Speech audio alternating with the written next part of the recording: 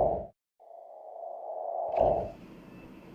halo sobat ini kita, balik lagi nih di podcast ini kita. Kali ini aku, Sivanara sebagai moderator akan mewawancarai salah satu mahasiswi yang sepertinya lagi naik daun nih bisnisnya, lagi sukses-suksesnya. Kalau boleh tahu namanya siapa, bisnisnya apa, dari prodi apa, dan semester berapa?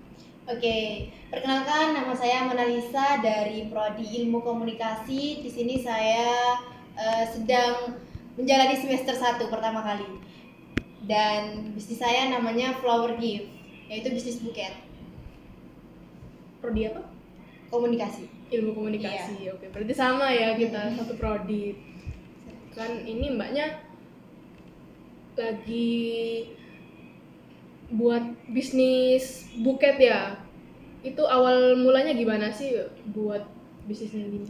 Awal mulanya saya tuh gak mau terjun ke dunia buket ini ya, karena saya pertama nyoba itu gagal total dan bener-bener gak mau nyoba lagi, dan ya udah beli aja gitu. Dan suatu hari temanku tuh wisuda serentak semuanya, jadi ada beberapa anak yang wisuda barengan gitu.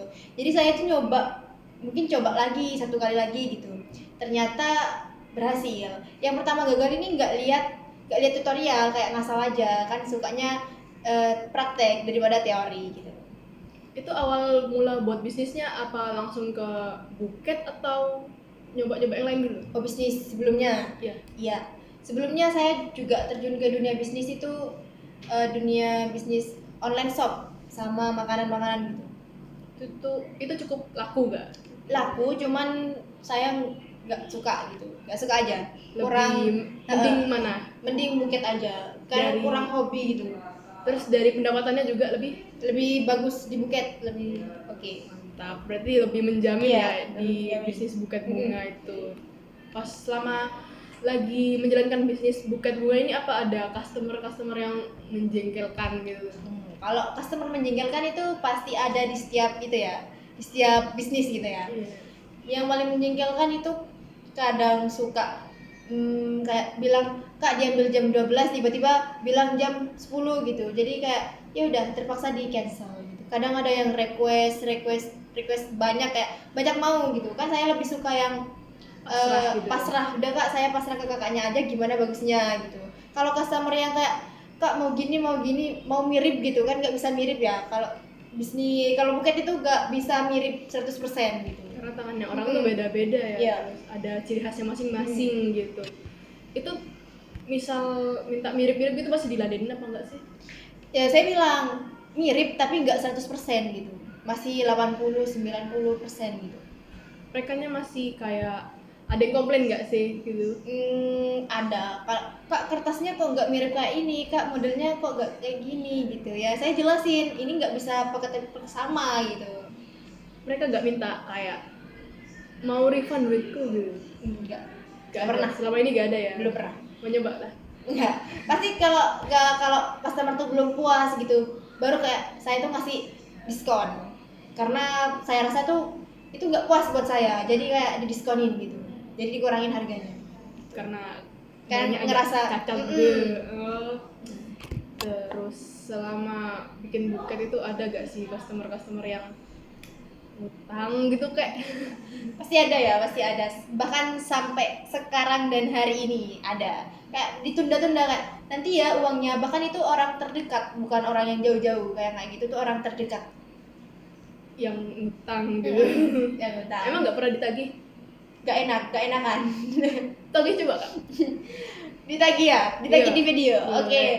Bagi yang belum bayar silahkan bayar sekarang ya, karena uangnya buat muter, buat modal gitu. Karena saya nggak enakan, jadi jangan nunggu saya minta.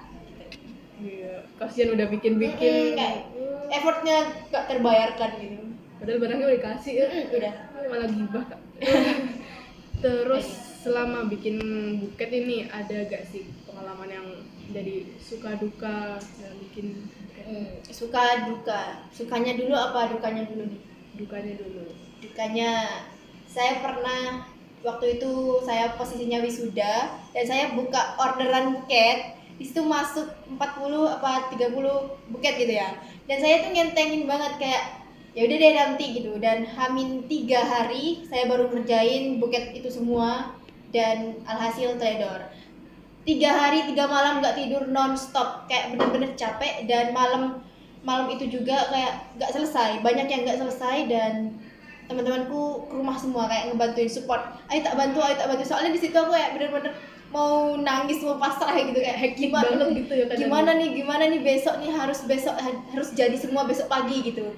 Dan ya udah, kayak di wisuda, kayak pas wisuda tuh kayak merem kayak emang nggak tidur 3 hari 3 malam gitu. Ya udah, kayak itu kayak pengalaman banget, kayak buat pelajaran ya, nggak boleh terlalu apa itu maruk gitu buat ngambil pesanan gitu aja. Terus sukanya nih Kak? Sukanya ya sukanya di Buket itu jasanya mahal gitu. Aduh. Soalnya kan di sini nggak ngitung bahan bakunya ya, kayak ngitung jasanya. Jadi orang tuh nggak bisa bilang mahal, soalnya itu kan kreasi saya gitu, jasa saya gitu. Mahal ya bisnisnya, jasanya. Terus selama bikin buket itu berarti yang pas wisuda itu pengalaman paling berkesan? Paling dia berkesan. Cuman ada lagi Kak, kayak yang di cancel gitu. Kan saya tuh pernah kemarin beli bahan-bahannya tuh mahal gitu. Dan tiba-tiba, Kak, ayo Kak COD sekarang. Dan bener-bener mungkin itu belum saya buat, karena kayak saya buatnya tuh emang hamin jam gitu. Kebiasaan. Dan terus Kak, tiba-tiba, Kak diambil pagi ini ya. Loh, katanya siang, pagi-pagi aja Kak. Di situ nggak jadi. Dan terus saya bilang, ya udah mending nggak apa-apa di cancel, emang kesalahan dari saya gitu, kayak rugi besar. Terus misal barang-barang yang di cancel tuh dikemanain? Ditaruh di, kalau ada orang yang nyari itu baru ditawarin. Selama ini selalu nemu yang Yang mau. mau. Terus ada gak sih pesan untuk penonton ini buat yang mau memulai bisnis? Oke, pesannya untuk para penonton, kalian jangan pernah takut terjun ke dunia bisnis. Sekecil apapun bisnis kalian, yang penting kalian jadi bos. Oke, mantap. Terima kasih banyak Kak Mona udah Oke. bantu kita menjadi narasumber di podcast kita kali ini. Jangan lupa tonton podcast selanjutnya. See you.